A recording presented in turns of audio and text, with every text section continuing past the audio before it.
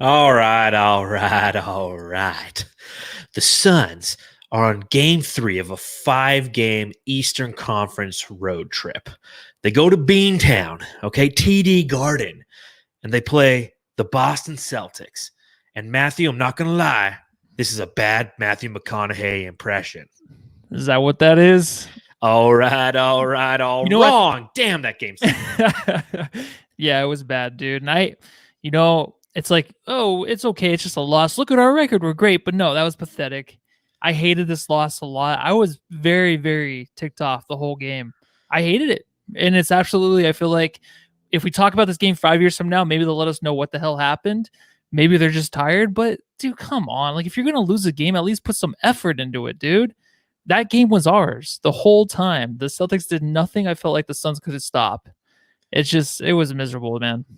Yeah, it's understandable. I get that. A lot of people were talking about it on Twitter. The Suns were lethargic. It's the back end of a back-to-back against the Philadelphia 76ers and the Boston Celtics, preceded by, 4 nights ago, they played the Milwaukee Bucks. So all of those different factors are sitting there and are contributing to a performance by the Suns that just was very lackluster. And I understand that. But still, the Boston Celtics kind of did everything they could to keep the Suns in this game, and the lack of execution, it was just kind of frustrating to see. We had the San Antonio Spurs last week in which the Suns came out and couldn't get out of their own way, but you had to credit the Spurs because they were playing a very Greg Popovichian type of basketball, and they weren't ever really in the game. The Suns were in this game. I mean, Boston turned the ball over 20 times. I do feel the referees were a little biased in this game. There were some very questionable calls that contributed to that. But the fact that the Suns just couldn't put it together and win this game, frustrating, yes. An opportunity to learn a little bit, yes. Understandable, yes. Yeah, exactly. I'm sure they're upset to it themselves. They have to be, right? I mean, that's the point of playing the game. You want to win. And absolutely, Monty's probably upset. So we're allowed to be upset once in a while. Last time versus Spurs, it was one of those games we just threw away. It was fine. Yep. It's going to happen. But this one was just weird. I didn't like anything about it. I don't like how Book got his fouls, got fouled out. I mean, we'll talk about the rest. But honestly, the first 5 fouls were on Book. I thought the last one was kind of stupid. But the first 5, it's like if Book wanted out of the game, why did he even start? Why did he even come in? But I don't know. Well, plenty to talk about, obviously, on this edition of the Suns Jam Session podcast. So welcome to all the Jamsters who are joining us, whether it be live on Instagram, Twitter, YouTube, Facebook, or if you're listening on the Bright Side of the Sun podcast network. We appreciate it. Thanks for stopping in. Thanks for hanging out with both Matthew and myself. Please follow the show at Suns Jam on Instagram, Twitter, and the Phoenix Fans app. You can follow me on Twitter at Darth Voida. You can follow Matthew on Twitter at Matthew Lissy. If you're watching along live, go ahead and give us a thumbs up, okay? We don't need those thumbs down just because the Suns lost. It's not our fault. We had some thumbs down in last night's podcast. Yeah. It's because Philly fans show up, man. They give you a thumbs down for everything. They would have to, right? Yeah, yes, they would have to. So, but if you're watching along or if you're planning on stopping by the podcast after you listen to this pod, go ahead and give us a thumbs up. It helps with the algorithms, or so I'm told. Please also subscribe to the Suns Jam Session podcast on YouTube. And if you want to donate in the super chat, it helps us with purchases of vodka, whiskey, and gin. Okay, we're not rum people, so we appreciate that as well. I'm a rum guy. Oh yeah, you are a Sailor Jerry guy, aren't you? Sailor Jerry, yeah. Do you like gin? Used Matthew? To be. Do I like what? Gin? Yeah. You know what? I don't mind it, but I took shots of it before. And this is a story. I went back to Scottsdale and I took shots of it for some reason. And I was on the floor outside of a place, not feeling too good. So do you know why that happened? Because you don't take shots of gin. Exactly. Yep. Someone should have told me that. Rookie mistake. Well, on that note, I think I'm going to pop open something nice just to celebrate this victory. The Suns are now, 42-17, so we're still looking good. Obviously, we'll talk about the Clippers and things of that nature, but I have an Ace Pineapple Craft Cider to pop open tonight. No idea what this is going to taste like. Looks One of good, my though. vendors came by, has no sugar added, and it's gluten-free and vegan. So I got that going. Is for me. it? Wow, very cool, very healthy for you. Let's see how that tastes, dude. I don't have anything tonight, so sorry. Go ahead. Okay, it pops like a normal beer. That's good. Let's talk about this Suns loss. All right, Jamsters.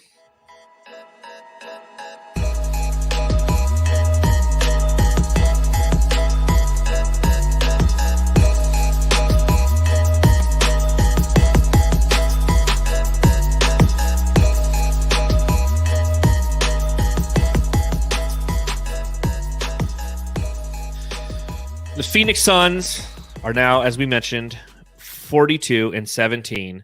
I believe they are 19-7 on the road, which is or 19-8 maybe now, but they're still the best road team in the NBA. But this loss against the Celtics, as we mentioned, Matthew, 86 points, which ties our season low, which we hit last week against the San Antonio Spurs. What are your initial thoughts on this game? Well, the first half, I don't know what they were trying to do. Kemba Walker, yeah. What a great game by him in the first half. I'm going to have a lot of these tonight. A lot of those. Great game, Kemba. Yeah. It's a great game if anybody want to play defense on him. Like, if anybody wants to touch the guy was running through an obstacle course. Where were all the cones? Like, I don't even understand what they were trying to do to stop the guy. But, yeah, he was hot. And sure, but then I'm like, second half, they'll have a tickle fight or something at halftime, right? To get DA going. DA must be getting going after that nasty tickle fight they had in the locker room. I don't think that even happened because they obviously came out the same exact way. Usually they can turn things on. I think a lot of us thought, we'll just play a little bit better defense. We'll get the offense going. We won't make the mistakes we did in the first half. And then just continue to the second half. It was like basically this game, they just didn't want to win. They had no intention to win. And the Celtics did nothing to really even take the game from the Suns. They're like, here, you can have it. To the last 5 minutes, to 3 minutes, the Suns had a chance to win that game, and they just didn't want it. And I hate to be that cliche, but it's just true. They just didn't want this win. That's the way it looked. It's what it felt like, too. I mean, they lose by 13 points. The Suns scored more baskets than the Boston Celtics. They scored 36 field goals. The Boston Celtics scored 33. Now, obviously, the disparity comes via the three-point line, where the Celtics went 12 for 40, which was only 30%, but the Suns went 6 for 35 for 17.1%. And then, of course, the free throw line, the Boston Celtics outscored the Suns by a total of 21 minus 8, whatever that is, 13 free throws made more than the Phoenix Suns. And that's where I'm going to kind of start this game. I'm not going to blame the refs, but I'm going to blame the refs. 23 fouls on the Suns tonight, 12 on the Celtics. Those Kemba Walker charges, they were questionable at best. I think that, let me start here. Credit to Kemba Walker, okay? This is a guy who 2 seasons ago scored 60 points in a game when he played for the Charlotte Hornets. He's somebody who definitely has an offensive game. He definitely is a pesky defender and is known to take charges. So that reputation, coupled with some of the drives that Devin Booker was taking and his lackadaisical effort, I got that word right, yes, but his lackadaisical effort allowed the referees to make those, I'm 20 feet from the play, but I'm going to make the call kind of calls tonight, right? Yeah, in a way. I think that, honestly, the Suns never get to the line. They never get fouls called. They win a bunch of games doing it. So I don't think this is any different. I think Suns, they don't draw the fouls. They don't. So if a team's going to out-foul them, I'm not surprised. And I'm not going to – there were a couple calls the refs called, especially the one that was reviewed late. They were reviewing the travel. There was a travel before the foul by Tatum, and they didn't call that. And I think the ref realized, like, oh, I looked at the wrong thing. Yeah, Monty's explaining to him. Exactly. He's like, no, that's not what I challenged. So there are things like that the ref did that really, really, oh, here we go. I said it. I'm going to say it again. Ticked me off, dude. And that was one of them. But, I mean, the thing is, the fouls that were being called, Book was the reason that he was not getting any calls. And I think it was just one of those games where it's not like he's delivering it in, but he just didn't have the appetite to really get anything going. You can just tell. I mean, DA was the same way too. And I don't think the refs have anything to do with it. I think Booker had a little bit of frustration with the refs, but it wasn't enough for him to get so upset because I think he kind of knew, like, those were fouls by me, but I had to kind of argue a little bit to make it seem like I care. So maybe that was what he was doing tonight, but it was just very strange, dude, with the refs. Well, and to your point on Devin Booker, his starts have been really something that has been questionable. And, we talk about it on the podcast. Where has efficient Booker gone? A guy who hangs his hat on efficiency and, field goal percentage and true shooting percentage, and is somebody who you can count on for all of those things, has really, the past, pretty much the month of April, has gone the way of the dodo. It's non-existent anymore. And I tweeted it out after the first quarter. Devin Booker's now 25 for 65, which is 38.5% in his last 11 first quarters. This is a guy who was at one point the second highest scorer in the league in the first quarter, averaging almost 10 points a game. It's down to 6 points a game, but he's also ball hogging it, if you will, in that first quarter, and it's not going down in an efficient manner. So that was kind of one way that the Suns would try to beat you, is come out, have Devin Booker set the tone. The defense is going to play harsh and put you in those tough situations. And the second team is going to carry that offensive load until Booker, finds it essentially in the second half. But he's not coming through with that. So I feel like in this game, after missing a lot of easy shots, and this game did really remind me at the beginning of the Spurs game where the Suns had some great looks and they just weren't going down. I think that frustrated Booker. You put Kemba Walker setting him up, and Booker, like you said, just kind of be like, damn, man, like I keep doing this. It was just really interesting to see how Devin Booker took himself out of this game. Well, do you think he's doing too much? I feel like there's certain times where you would normally see him pull up for a jump shot in certain areas, get to his spot and just shoot it. But he's like doing too much to where he passes up that spot. He goes too far and he gets Dario'd where he's just in the middle of the paint and there's nothing much to do. But yeah, of course, the Suns tonight did miss some shots with Devin Booker, some easy looks. That's every other game, I feel like, too. It was just the effort. The effort's really what we're kind of upset about. But for Booker, I just think he might be doing a little bit too much, sometimes get in certain areas and like try to show up, because another night where he has to play Marcus Smart, really great defender who's going to get on his nerves, but maybe he's just doing too much. Maybe it's just something where he needs to take a step back and just, take those little jump shots that might be a little bit easier for him instead of trying to get to the rim every time.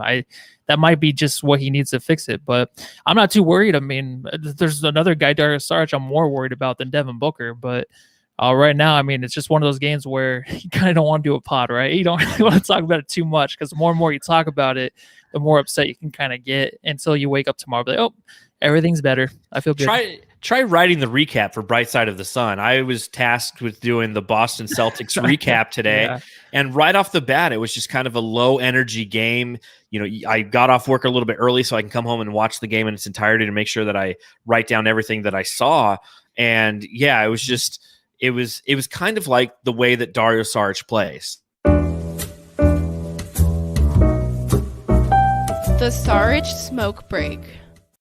I think we all need a smoke break after that game. Really do, poor man. Dario. I mean, how many times do you see him just throw his hands up these days? I mean, every little tic-tac foul is called on him. He doesn't make very smart plays on offense. And he's as frustrated right now, I think, as we are with this game. And again, it's not this team, it's not this stretch, it's understandable. We said coming into this 5-game road trip that if the Suns exited with a 3-2 record, that is meeting expectations. That's a good run through 5 tough teams in the Eastern Conference. So I'm not surprised that they lost. Am I frustrated? Of course. I'm a Suns fan and I want them to win every game, but I'm also a realist. I know it's not going to happen. But it's frustrating to see Dario continually just have absolutely no positive effect on the game. No, he's a liability out there right now for the Suns. That's the only way. I mean, we talked about, I think I called him a reliability last time, which is totally incorrect. You want to say he's a he's a reliability. He's a reliability out there. He's reliably unreliable. He is. And honestly, he had one good play where he had the roll away fast break where he rolled the ball half court to Devin Booker. That was the one cool thing he did today. But he's having a hard time. The refs called some stupid fouls on him too, where he just raises hands up and then all of a sudden it's a foul. Those are the things that Dario just has the hardest time with. I think is just the refereeing, the fouls called on him. But when you're so athletic and you move in such a weird way, maybe it's a weird angle or something for the refs where they're going to call it. But right now, yeah, he's a liability because he doesn't do anything right now. He's still shooting a three. EJ said, keep shooting at Dario. I'm like, no, don't. And I'm not turning on No. Dario. Dario's the last guy I would turn on this team. But it's like, don't shoot it. Do something else. Like right now, we need some guys in the paint that can actually get to the rim. That was the only thing that was working tonight. I don't want to focus on Dario shooting threes and doing what he does on offense, which is just absolutely nothing right now. And it's not because I'm frustrated with the game, but I just feel bad for Dario because he's so sunken into a hole right now to where next game, who knows if he even plays 5 or 6 minutes, if it's a game that's close and we need this win after a terrible loss tonight. The next game against the Nets, I mean, who knows how many minutes he's going to get against that athletic team that can shoot the three. Like, it's another one of those games where the Suns can win. And it's like, how many minutes do you want to give him over Torrey Craig and some of the other guys? I agree. And I think that the one, his release just looks funky right now. There's no confidence in it. He's throwing up rainbows, which is very not Dario-esque, if you will. I don't know what to think about that. You look at tonight's game, 2 points, 1 for 5, 11 minutes, had a couple steals in there, but also had a couple turnovers, and he had the one personal foul that we mentioned. And you look at his last few games, he put up 11 points against the Oklahoma City Thunder back on April 2nd. Outside of that, not including this game, he's averaging, 36% from the field. 25% from three. It's just, I wonder at what point, and I'm sure a lot of our Jamsters and Suns fans are wondering this too, at what point are we going to see Frank Kaminsky just gobble up Dario's minutes and allow Dario an opportunity and some time to just mentally reset? Give him a couple days. Now, the nice thing is after this back-to-back is we have a couple days off before we play the Brooklyn Nets. But maybe this is, a good opportunity to go, you know what, Dario, you're going to take the next 2 days off on this road trip, and you're going to take off that game against the Nets because they're an injured team. They don't have a lot of depth at the big either, seeing as they traded away Jarrett Culver, and then they had LaMarcus Aldridge, who ultimately retired. We don't need a bunch of big depth.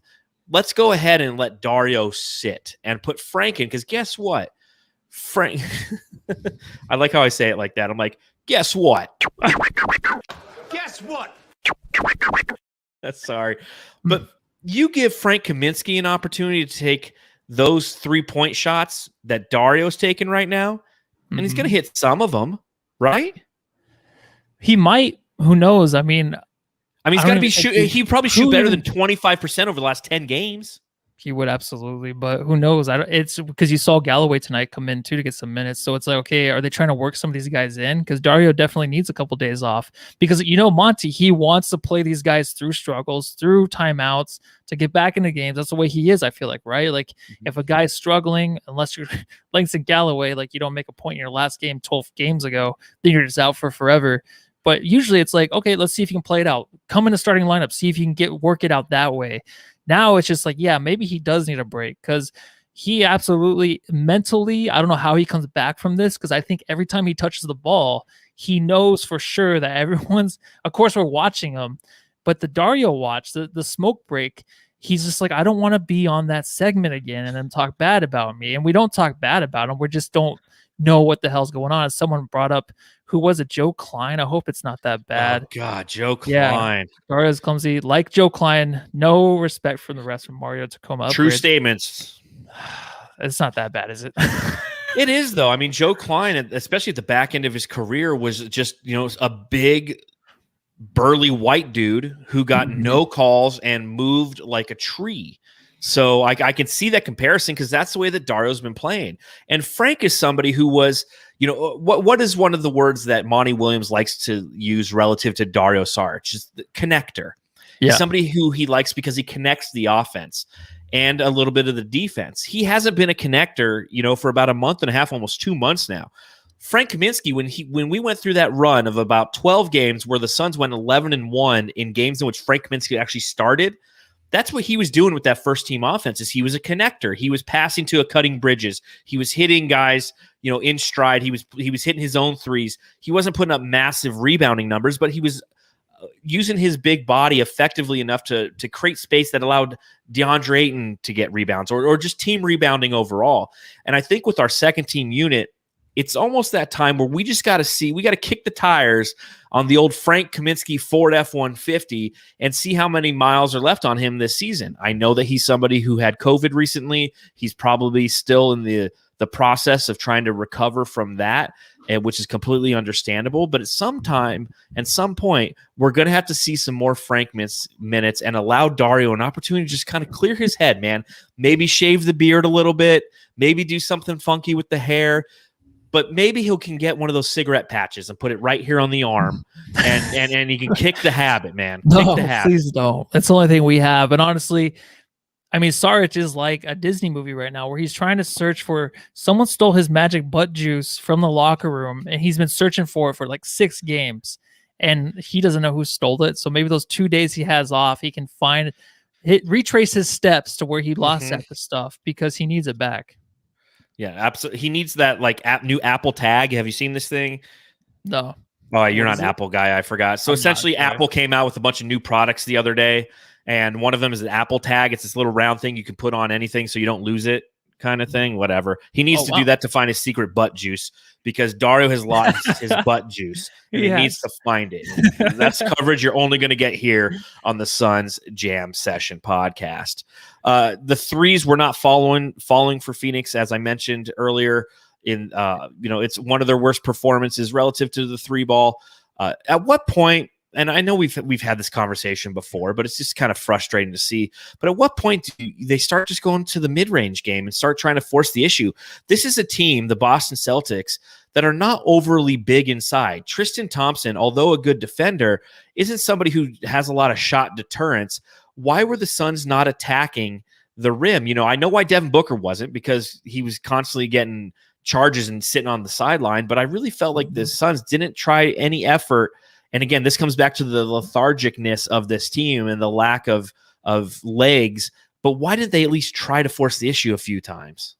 More energy, I think, right? It takes more energy to get to your spots, to get to the rim.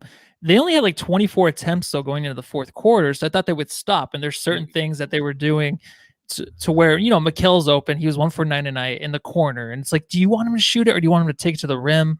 I mean, he's so automatic. He was back to his mid-range game a little bit today, and Eddie Johnson was talking about how it is like an easy shot for him, and it definitely is. So you want to see more of that. But then if you're wide open from 3, it's so hard to turn it. And I'm like the last guy that really likes Mikal Bridges' 3-point shot, even though he's shooting phenomenal. If you like the box scores, the stat sheet, his percentage is off the charts.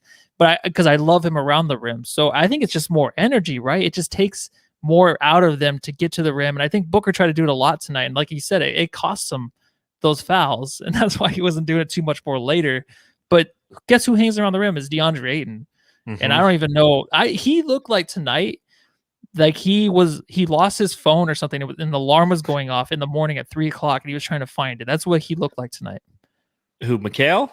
No, DeAndre Ayton. Sorry. Ayton Watch 2021. So it's 3:00 in the morning. Your phone's going off, but you can't find it. And you're stuck around a bunch of Celtics. Is that what you're saying? Yeah, that's what he looked like out there. He did tonight, man. I'll tell you, DeAndre Ayton, 10 points, 9 rebounds, 1 block, 1 steal, 1 assist, 5 for 8 from the field. The Suns weren't feeding him at all. I did not see any high pick and rolls. I did not see any entry passes. I didn't see anything. I feel like a lot of that is because DeAndre Ayton was non-existent tonight. He did not have the energy at all. I actually, in my piece that I wrote for the Bright Side of the Sun tonight, I wrote, DeAndre Ayton's effort on the board seems subdued in the first. Perhaps it was the task of guarding a 2-time MVP in Giannis and a potential MVP in Embiid the last 2 games that caught up to him both mentally and physically. Tristan Thompson does not garner the same level of respect as the aforementioned All-Stars. We've seen Ayton extremely engaged as of late, following shots, using his leverage and volleyball, rebounding the ball to himself. But he didn't have it tonight.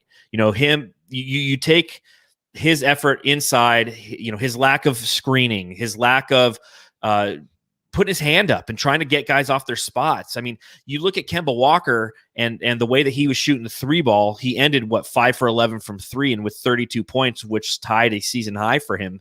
A lot of those points came on high screens that were switches to put DeAndre Ayton on Kemba Walker, and then DeAndre just stood there. He just let him shoot in his face. I mean, again, all of those reasons that I mentioned, playing Embiid, playing Giannis, it felt like tonight was the night where DA's like, I'm just going to kind of take a night off. Yeah, I mean, it's kind of strange to make that decision going into the game, and we're thinking that's the reason because he seemed like he was taking the night off, and he is a good reason you have to be tired, and it's maybe the next step, maybe the mental toughness he needs, I guess. I don't know, to like go into those games and like, I mean, EJ said, and I always quote him, he's like 2 games off, like, or 2 days off the next day, so just put it all out there, and I don't know how he feels, obviously, physically, but it just looked like he did not care. He had an opportunity tonight, and now Tristan Thompson, I think he's doing better than what people think down there in the paint. Maybe he's a good defensive center. He really is. Yeah, but DeAndre had so many opportunities to really follow up on offensive rebounds where we love to see him there. It's just a lot of effort from him tonight to do that. But I think that was the difference in the game, really. It's just his putbacks, his rebounding effort, any of that. And he was passing the ball out in the paint whenever he would grab it underneath the rim. He did that twice where they were just easy layups. So like, I feel like that's really the difference in the game. I mean, Booker, I know, was fouling out, but if we just have a decent, good DeAndre Ayton game, maybe we take this one, but it just wasn't there at all. So it was a really bad performance by him. And again, this is part of that learning opportunity for him, is to treat games like this, knowing that you have the next 2 off, as a party on Saturday night versus like a Friday afternoon at work. Because that's what it looked like out there. He looked like somebody who was ready for that 5 o'clock, alarm. I won't say alarm, but the 5 o'clock hour to hit on a Friday so he can get the hell out of Dodge and he can go relax. He needed to treat this like a Saturday night, have one of his ace pineapple hard ciders popped, and have a party out there, because you don't have to go against Embiid and you don't have to go against Giannis Antetokounmpo. You should look at these matchups and just be excited and ready to rock and roll, and unfortunately, that's not the DA that we got. He wasn't engaged. His legs looked tired. And as you mentioned, this team, like I said, did everything they could to try to keep us in it. We just kind of got in our own way and didn't allow ourselves to seize what they were giving us. Instead, we were playing lackadaisical defense, allowing them to shoot wide open threes, allowing them to come into the lane whenever they want, not challenging or doing shot deterrence. You couple that, you sprinkle in a little bit of that ref bullshit on top, and you have yourself a shit sandwich. Yeah, exactly, dude. Oh, sorry, I had this gnat flying around me. I don't know why. I thought you were waving at me. I was like, hi, Matthew. No, it kept like trying to fly in my mouth. I don't know why. But yeah, absolutely what you were saying. All of the above. All of the above. As Mario Tacoma upgrades says in the chat, he's like, the Suns will bounce back. They are young and learning, and I think that's again a vital thing.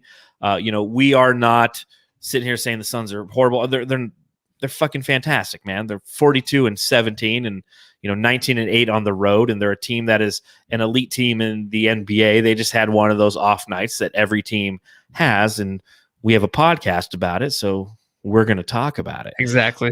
What did you think about the Juice tonight? Oh man, a new nickname that's sticking, huh? He's trying. Amazing. I'm trying. Amazing. I mean, I love the guy. He's the only one that tried out there tonight. I mean, the bench usually does, right? I mean, Dario, who knows what he's doing, but the bench usually comes out and tries to prove something. Torrey Craig is the leader right now of that bench. I think Cameron Payne does a great job too, but you can see Cameron Johnson, maybe taking over the starting spot. He's doing a good job there. So Torrey Craig is that guy you love to see come off the bench. Absolutely putting his body on the line a couple times out there for the rebounds, which were big rebounds that even have a chance in this game. We needed him to have those. And because of that, we had the chance in the end, kind of a little bit of a chance, not too much. I mean, you can kind of tell like they were never going to catch up, but just to be down by 10 or even 9, like it was because of Torrey Craig a lot of the time. So good job by him. Yeah, Torrey Craig, 7 total points in this game, 3 for 8 shooting, had 5 rebounds. And the Suns were out rebounded by 10 in this game. They had 38 rebounds to Boston's 48. So, a lot of those one and done possessions after really bad 3-pointers were wide open 3-pointers that they just weren't hitting. Let's not lie. Like if you go back and you look at the advanced stats, there were a lot of wide open threes and the Suns just weren't rebounding the ball. But when Torrey Craig was in there, you did see some of those second chance opportunities for the Phoenix Suns. He ended of those, he did get an offensive rebound and he, But you go and you look at the plus minus, and he was the worst on the team with -17. So it's just like, that's why plus minus game to game isn't something that really showcases the effort, because he had the effort tonight, and so did Cam Payne. Both of those guys, when Cam Payne came in, when Devin Booker got his 4th foul, there was a 14-2 run there in which the Phoenix Suns got it down to 9 points, and you're like, okay, this is possible. Where it's at the back end of the third. But then Monty Williams went back to his staggering, where he's like, okay, CP3 is coming out. I'm putting Booker back in. The Celtics went on a 9-6 run from that point, and we never we got it back down to 9 with 3 minutes left in the game. But again, kudos to those guys for just bringing the effort. Torrey the Juice Craig also getting into it with Tristan Thompson at the end of the game. Did you see that? No, I didn't. What happened? You know what? It was stuck on 6 seconds for a while. What happened? Because I turned it off. That's exactly what happened. They started getting into it. I didn't see exactly what words were said. It looked like Tristan Thompson was kind of giving him an up and down look and said some inappropriate words. And I was really hoping that Torrey would just haul off and clock him. You want to get those Frank Kaminsky minutes, just have Torrey Craig get ejected for just punching the shit out of Tristan Thompson's ugly face. There you go, man. So. Yeah, but again, a positive in this storm is to see their production. You mentioned Cam Johnson; he gets the start tonight because Jay Crowder is out with the twisted right ankle. Yes. 3 for 11 from the field, 0 for 6 from from deep, 6 rebounds, a block, a turnover, an assist, and a steal. 8 total points for Cam Johnson. There was a play early in the game where he had a steal and he was just flying down the court, man. Yeah. It was like, have you ever seen the Mighty Ducks, the second one? Yeah, I don't remember though. There's one kid in there who's like, he's the fastest skater ever. He just can't stop. A typical trope in a movie. It's like, he's super fast, but he has no brakes. That's what Cameron Johnson looked like on that play. And of course the Suns didn't score. And I knew that was going to be a shitty game from there. Yeah, super fast on that. That was awesome, man. And did we miss 3 layups too on that? Like nothing went in? Yes, we did. Yes. It's like layup, miss, rebound, layup, miss, rebound, layup, miss, opposing rebound. I know he went over 6 with 3, and there was someone in the chat that said like he's terrible starting because he was over 6. Yeah, I guess so, but he just looks so much better on the court. Like he's figured out a lot of things. He looks a lot better. I think that you can say that for Jay Crowder too, right? Jay Crowder goes 0 for 9 sometimes from 3, but we still like him in the starting lineup. I think it's just the confidence and where to be. He's kind of a connector in the way. I guess you can start to say he might be that guy. But he's just looking good, man. He's not hesitating on a lot of stuff that he wants to do on the court. He's just being more confident in what he wants to do. So I think he's getting more trust. And I don't think he'll be a starter. I think Jay Crowder will finish the season through the playoffs as our starter. Yep. I just think Cam Johnson at a certain point with this franchise might be our starting 4. I think he is ultimately going to be that guy besides Mikal Bridges. And if there's no trade, of course, with those two involved. But I think Cam Johnson will definitely be started for the Suns in the future. I agree. And I think that, these are valuable starts for him to be a part of that starting core offense. Because if you look towards the future, the starting core offense involves 4 of the 5 guys who are there right now, knowing that CP3 in a couple years, either unless, he might not be around and he's going to be older. But Cameron Johnson is somebody who has the athletic ability, has the shooting touch, just didn't have it tonight, obviously. 0 for 6 from deep is really frustrating to watch. But I like seeing him get that opportunity. It was his 10th start of the season for the Phoenix Suns in the absence of Jay Crowder. And it's nice to see him have a chance to try to work through some of those kinks. The thing I'd like to see a little bit more from him is something that he figures out kind of as the game goes on. It's like, oh, if I start cutting, I'm going to get rewarded for that. And CP3 is going to find me on those cuts. It's something both him and Mikal do, but I feel like Monty Williams doesn't have them do enough as a part of the offense. The Suns typically are a high pick and roll offense that runs screens for Devin Booker to get open, and then you kind of have Mikal and Cameron Johnson in the corners, and they're your 3-point sharpshooters. But I feel like they need to integrate a little bit more, especially if Cam Johnson's playing, because you're not going to get that from Jay Crowder. Jay Crowder doesn't have the quickness to get past guys to make those quality cuts. But it's something that, in these next few games, Cameron Johnson's going to have an opportunity to get some of these starts while Jay's resting that ankle. And it's something I'd like to see from the Suns is to just run a few more of those cutting plays for him, because both him and Mikal, 1, their hands, the ball sticks to it. And 2, they're very good at finishing off of those screens. Yeah, and I think Cam knows that too. Cam wants to be a part of that part of the team that wants to cut to the rim. But I like how, even though he shot some of his threes farther out, I like how he doesn't hesitate on them. I think he has two options: either cut, do something in the paint. If he can, he still has a hard time finishing in there, of course. But I think he wants to be that guy, right? Where we saw Mikal this year improving into that person. That's just going to be Cam right up next. It's going to be something that he's going to work on a lot. I think he's excited to do that, dude. Just like me, I'm excited to see it in the future. Shout out to Walter Lazo in the chat. Super chat dropped $5. He says Booker had the Kardashian curse tonight. Of course, Walter, he's had that Kardashian curse for about the past 6 or 7 games. So the month of April has not been super kind to Devin Booker. So let's hope we get efficient Booker back.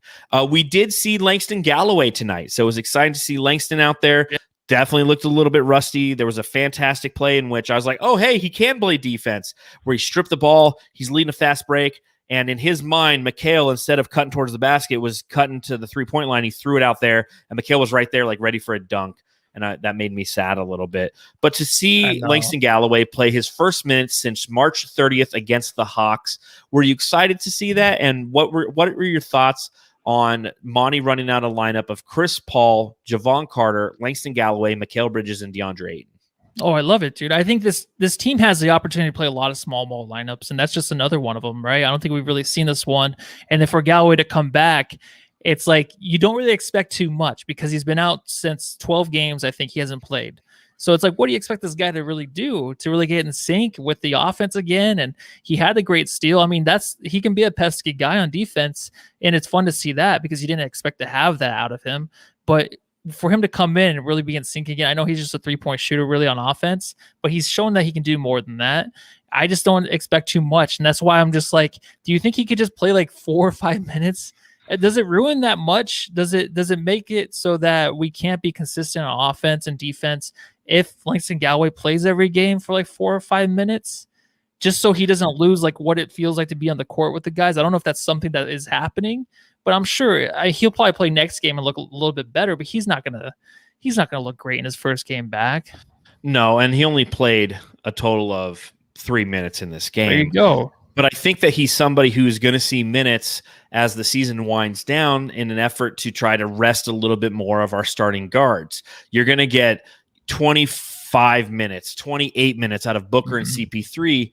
And if that's the case, then you're going to have Langston Galloway, maybe even some Etuan more minutes back out there in an effort to ensure that those guys are well rested in for the playoffs, and in an effort to make sure that these guys are sharp for the playoffs. Because as you mentioned, you're not going to have that chemistry if you've been sitting out 12 games, even though Langston and Etuan Moore are both pros. I mean, when's the last time Etuan Moore played? That's a good question.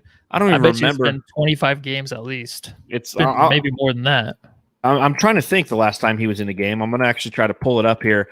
But how many Jamsters even know like that he was still on the team? I mean, he's one of those guys where it's, of course, you remember him earlier. He had a few good games, but how often do you think of Etuan Moore? How often do you even say like, let's give him some minutes? Because I really don't.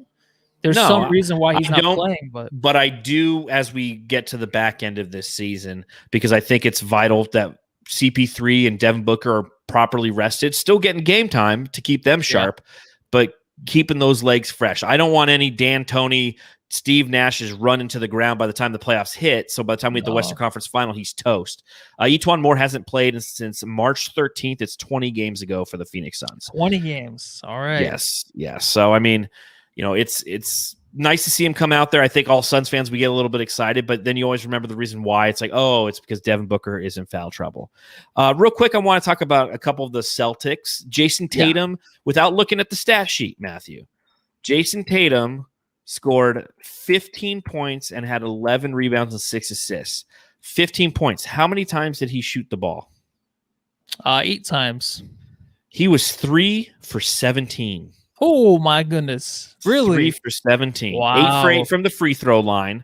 Had 5 tired, turnovers. Right? Yeah, he was. Jason Tatum. Maybe he needs Jaylen Brown to feed off of or something.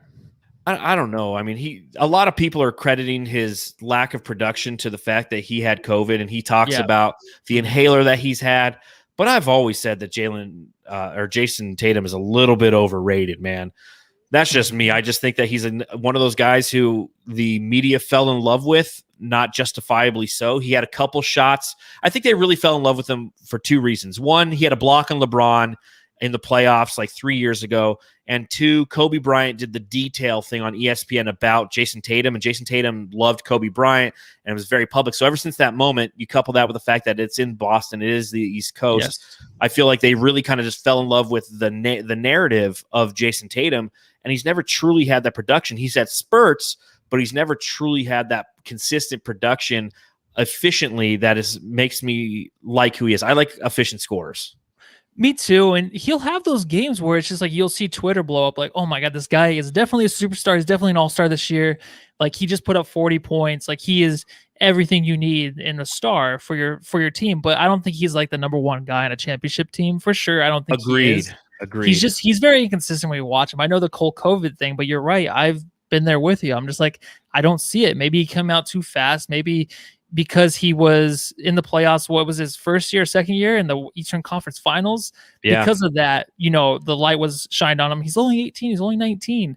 Like that was the stuff that was happening with him when he first came out. So to live up to that constantly is really, really tough. But for him, I don't knock the guy too much, but I just think he gets too much credit. And it's not because I hate the Celtics or anything. I just like Jaylen Brown a lot more. If I'm going to trust the guy with the ball, that's what it is. Jaylen Brown is the guy I want because the look on his face, the way he holds himself on the court, the way he can get a shot off better than Jason Tatum, I just trust that guy way more. Yeah, I agree. I love Jaylen Brown. I'm upset I didn't get to see him play tonight because whenever I do watch Boston games, I thoroughly enjoy watching Jaylen Brown, just his complete game and who he is as an individual. And I'm going through and I'm looking at some of Jason Tatum's stats this year, and he's averaging 25.8 points per game, which is really, it's a little bit more than Devin Booker is. 53 points a few games ago against the Minnesota Timberwolves. He had 44 against the Golden State Warriors 2 games ago. So I obviously don't watch a lot of Jason Tatum, but every time I do see, maybe it's just because he plays the Suns and he never plays well against the Suns. His last game against Phoenix, which was actually on Super Sunday, if you remember, he scored 23 points on 8 for 22 shooting. So, again, he's somebody who his field goal percentage against the Suns is something that leaves a bad taste in my mouth, and I'm probably wrong there considering the fact that he does put up some good numbers, but I just not... Lately, he and that team has been playing a lot better lately. That's probably why. Yeah, very, very true. They went on that 6-game win streak. So,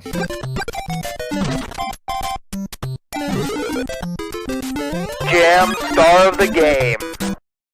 All right, Jamsters, here's your reminder to go ahead, subscribe, and like if you're watching on YouTube. We appreciate it.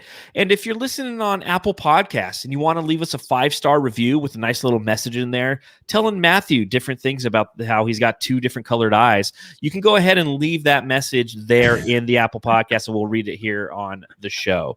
Matthew, who is your Jam Star of the Game? You different eye-colored son of a bitch.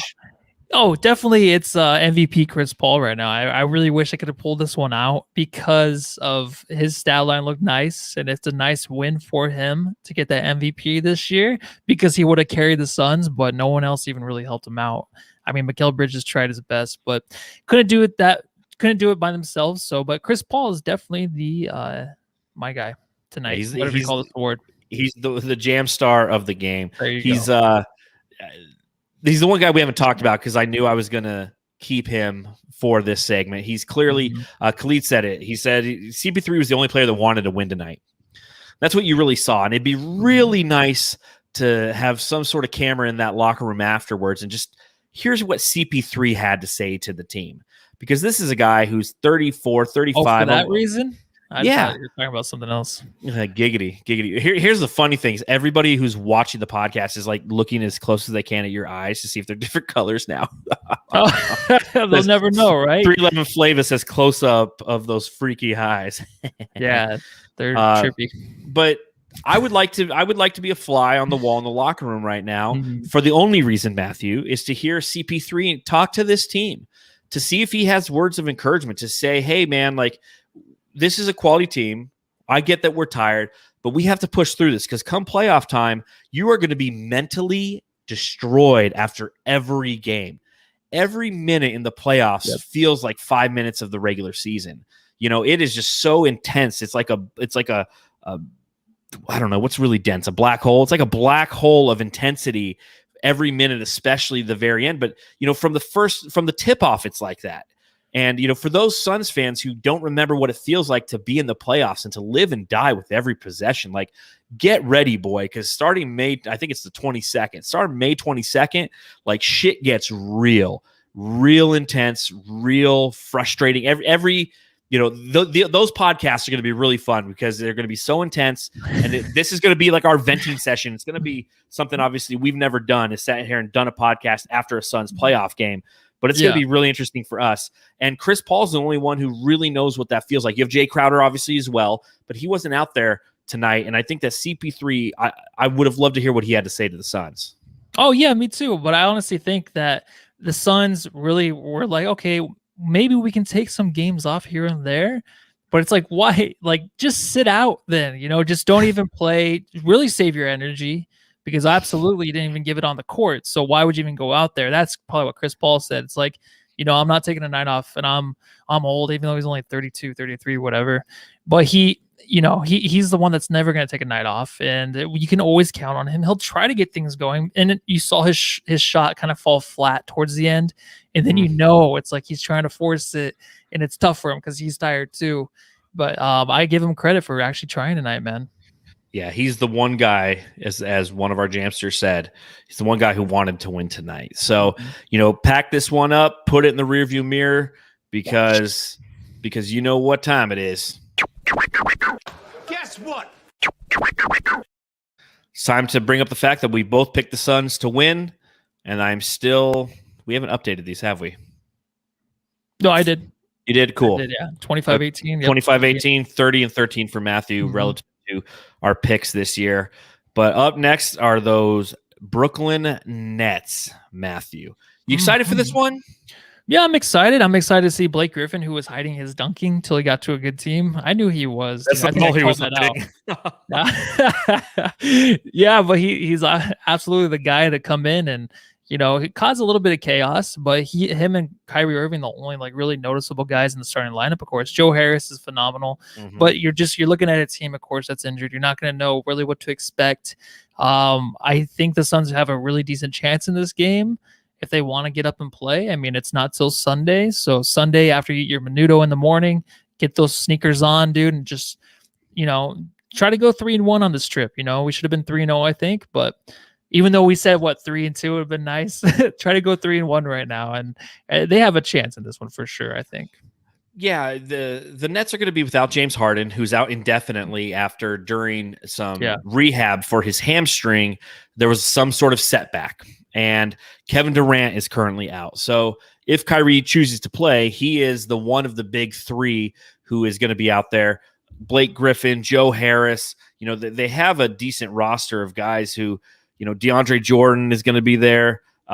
Jeff Green can be a pain in the ass. Nick Claxton, he's a backup center who I don't think he plays for them anymore, does he? Did he play in last game? No, he didn't. Well, they play again tomorrow, but they play Boston tomorrow. I don't see him on the depth chart. Yeah. So, but we'll see how it goes. I mean, I'm excited for this game. Tyler Johnson, you're playing the Phoenix Nets. We have all those connections to the Nets, and I want a little payback. That was a team that we should have beat, and unfortunately, we just couldn't get enough separation at the end, knowing that the James Harden attack was coming. It's kind of like when we played the Sixers last night. They're going to make a run at the end. It's the same thing with Denver. Like, there's some teams that just are so offensively efficient inside 5 minutes that you got to give yourself like a 10-point lead, knowing that they're going to chip that thing down to 3, and you have to survive those wins. Now, granted, some teams might look at the Phoenix Suns the same way. We're an extremely efficient team within 5 minutes with the daggers that Chris Paul can throw, with the sporadic daggers that Devin Booker can throw, and with DeAndre Ayton clean up the mess down low. This is a team that nobody wants to play with. But the Brooklyn Nets are going to be negated because 2 of their killers are going to be on the sideline watching. Again, Kyrie Irving, he can have one of those nights where he goes for 50. I think that he is the best ball handler in the league. I think he goes him and then Steph. Would you agree? Yeah, absolutely. Even though Steph is more consistent, but yeah. Well, Steph's more consistent shooting, but I'm just saying just playing yes. on the court. No. Get to see more of him. Very, very true. But matchup to watch. It'll be interesting to see if McHale has an opportunity to try to guard him. I think that they might just stick with CP3 on Kyrie Irving because McHale really has a hard time with shifty guards. Guys who are really quick, he has a really hard time against. Oh yeah, maybe he just deserves a night off, and that's the one thing for the Suns. It's like, hey, if you guys want to come play, maybe they'll have a chance to win this game. But Mikal Bridges on like the smaller guards, you're totally right about that. I mean, I like to see him guard bigger guys and smaller ones just for that reason. But I mean, maybe that's the next step too that he needs, how to guard those smaller dudes. But no one can guard Kyrie Irving, so it's a difficult task. Yes, no, but you just have to try to limit him and what he does. You know that, I know that. Hopefully, the Suns know that too. So, it's going to be interesting to see how this game unfolds. It is an early game, as you mentioned. After your Menudo, Yeah. It's like what's the tip time? Is it like noon our time? 3:30. Oh yeah, 3:30 Eastern, I think. Yeah, so it's 12:30 Arizona time. So it's going to be an early game. I'm glad that the Suns have an opportunity to have a couple days off. Back-to-backs on the road are always so tough. So really looking forward to that. So I got to ask you, Matthew, who's going to win this game? I think the Suns are. It's hard to say that name. I can't even say Suns right now, even though it's behind me and everywhere on me. Suns. Yeah, I'm going to go with the Nets just because you said Suns, and this is a good opportunity to make up a game. Surprised. So I hope that the Suns win. Obviously, I'm sure you do. Yes, I do. Shut up, mofo. Okay, of course I want them to win. I want them to go 4-1 on this Eastern Conference road swing. Okay, and the nice thing is, I think is it a back-to-back where they play the Knicks the next day? You know what? Let me check really quick. Let's pull up that old schedule here. So they play. Yeah, it's a back-to-back. So they play the Nets at 12:30 our time on Sunday. Then Monday at 4:30 our time is when they play the New York Knicks. So it's the second back-to-back on this road trip. But it is a little bit, the nice thing about this back-to-back is you are in New York. You're not hopping on a plane after Brooklyn to fly from JFK to LaGuardia. You know what I'm saying? Forget about it. Forget about it. So we'll see how this game goes. I'm excited. Thank you very little. Yeah.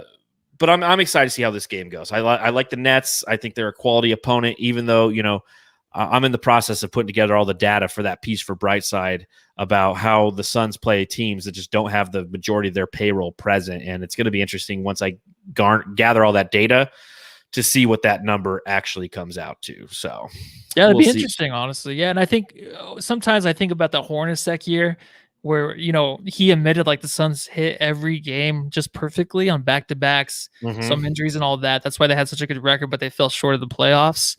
It's like sometimes I think about that, but I just hope that's not the situation. I don't think it is. I think we play the good teams tough. So I think you're right. Thoughts? Brains? All right, Matthew. So one thing I wanted to bring up is now that we are 14 games away from the end of the season. Yeah, it's time to really start looking at that playoff picture. Okay, so look at it. Let's look at it right there. As you can see, there's the playoff picture. If you're listening, you can't see it. But currently, you have the Suns as the 2 seed behind the Utah Jazz. The current 3-6 matchup would be the Lakers and the Trailblazers if the season were to end today, and the 4-5 matchup is the Lakers and Denver. Obviously, the play-in tournament makes it some things really weird. If you're watching, you can see there's a bunch of arrows and a bunch of kind of what the heck is this and what I don't understand how that works and what have you. But ultimately, the Suns are going to play the 7 seed, and that could either be the Dallas Mavericks if they win, and also it's more difficult than what we thought. It's like a double elimination tournament for the 9 to 10 or for the top seed, I think. Yeah, so I mean, if the Mavericks win, then we play the Mavericks. Yeah, correct. If they lose, then they have to play. I don't even know, honestly. If they lose, then they have to play the winner of the 9-10 game. So the loser of the Dallas. So right now Dallas is 7th and Memphis is 8th. So the winner of that game gets the 7 seed. Okay. The loser of that game plays the winner of the 9-10 game. So if you're in the 9-10 game, you have to win that game and then beat the loser of the 7-8 game in an effort to get the 8 seed and play Utah. So essentially, after the 7-8 game, the Suns will know who they play, and that game will occur on May 18th, it appears. So we'll have an opportunity to kind of see who the Suns play at that time. When you look at the other seedings, when you see the Clippers versus Portland, the Clippers versus the Blazers, and you see the Nuggets versus the Lakers, are you excited for those matchups? Do you hope that there's some shuffling in there? Or do you think that as a Suns fan, that's where you want it to be? No, I like all these matchups in the West just for watching it. Like as a fan, these are beautiful matchups. And I think Denver, what sucks is, Jamal Murray, of course, the injury sucks. So if you get the Lakers in the first round, which would have been nice, you could have been a very, very hot team. Jokic is the MVP, all of that. Then you go versus Lakers and maybe they have, I think Anthony Davis is coming back next game. Yes. Maybe they have their starters together for 10 games. So maybe you can beat them in that series. But a lot of these matchups, even in the East, I have to admit that they look kind of appealing and very sexy to me. Yeah, it's going to be a really fun round of first round playoffs across the entire association. I look at Denver and I look at the Lakers, and I'm excited for that game because essentially the winner of that game is going to play the 1 seed, correct? Yeah. And the Suns would play, if they beat the 7 seed in the 7-game series, they play the winner of the Portland versus the Clippers. So essentially, the Suns won't have to run into Utah, the Nuggets, or the Lakers unless they make the Western Conference Finals. The Clippers are the one team I think currently that scares me just because we have not matched up well against them. They're a team that has shot the lights out both games in which we've played them, but I've yet to see the confidence. And the Lakers I'm obviously afraid of because I just don't know. It's as you mentioned, Anthony Davis is coming back. LeBron James, he'll be back in time for the playoffs. We just don't know. But I'm excited to see that the Lakers have to play the Denver Nuggets because that will be a tough series for them. That's a team that's going to try to take them to the brink. Yes, they don't have Jamal Murray, but they have a lot of good pieces around Jokic, and they'd be going against probably the MVP.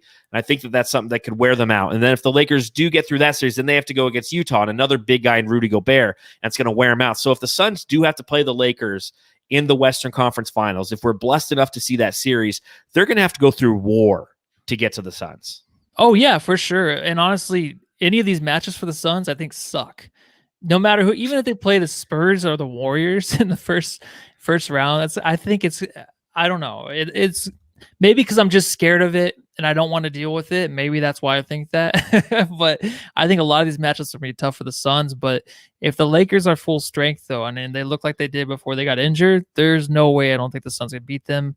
I just think that's the one team I'm scared of. The Clippers, they play roulette on the court, dude. I think they just play too much confidence to where they think they're going to pull it out in the end. And a lot of times they don't. That's the one thing with the Clippers. So the Lakers are the only team that really scared me that much, holding the Suns back from the championship this year. Maybe Utah, but Lakers for sure. Matthew, you are such a Suns fan. You're terrified of the playoffs.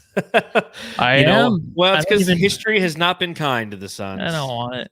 I don't want any of this. Yeah, shut up. I can't wait, man. I cannot wait for the playoffs. I cannot wait to have that intensity. The only disadvantage is, one, COVID's still around, so it's like you can't really go to the bars yet, and that was always such a fun experience. For me, my 20s was going to the bars and watching Suns games.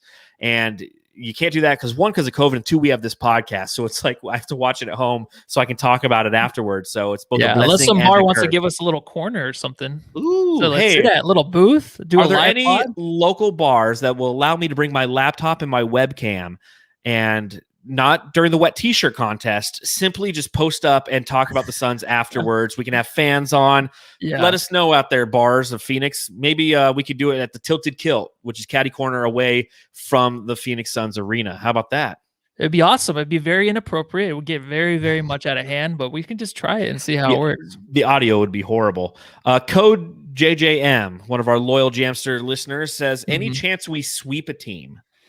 I think there's a chance, but the level of competition's tough, man. It is, and there's just like that adjustment game, right? The Suns might need. It's going to happen where they just don't have it, like tonight maybe, but it's just there's going to be, I think, that one game. I think the Suns, even when they swept like the Grizzlies back then, when they were the number 1 seed, they were the 8th. I was still super scared about that series, but it was so easy. So maybe I'm missing something here because right now I'm saying no, but maybe with that first round we do sweep either the Mavericks or the Spurs. The old Mark Gasol and OJ Mayo teams. Yeah, there you go. OJ Mayo. God, those were good times. Dude. Felt like we were always playing Memphis in the first round. We just beat the shit out of them. Yes. You know, as Felix says in the chat, go Suns. We've waited 10 fucking years. So on that note, I think we're going to call it a pod, call it a night.